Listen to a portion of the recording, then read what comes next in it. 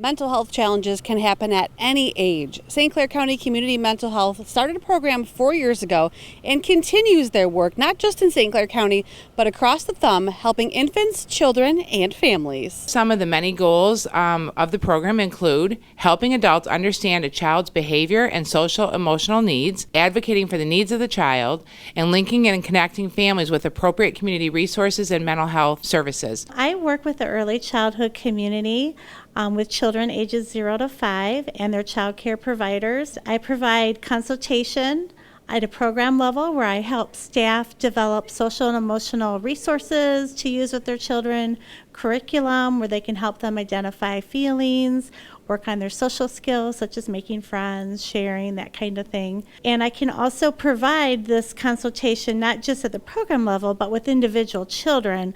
So that might be a lengthy process if we're looking at referring a child for mental health services or community resources or testing for different things like autism.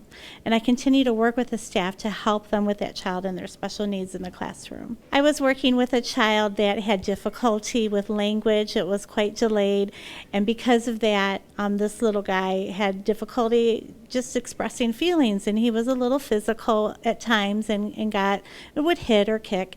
And once I referred him for speech therapy and early on services, and he got more language skills, and I worked with the teachers, his aggression really was decreased, and he was able to continue in his program. This is not just daycare. This is for the development of the children. And when we start them at 6 weeks, we're not just feeding them and changing diapers and putting them to bed. We're doing tummy time, we're doing tactile. You know, there's opportunities for them to grow and develop as well. So it is social, emotional, it's everything all the way until the children are done with our program. We look for eye contact, if they're verbal, nonverbal, if they're harming themselves, harming others, just there's a whole list of things that are a flag. And for some children, it's just development delayed a little bit, as opposed to there being an actual diagnosis. When I do have a child in the program that the teachers have some concerns with, we get parental permission and Christina comes in and evaluates the children.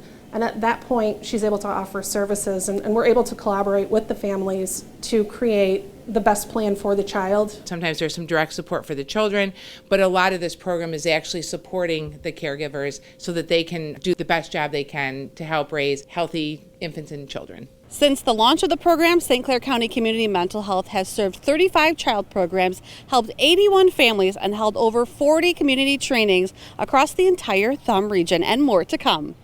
For EBW TV, I'm Annie Naraki.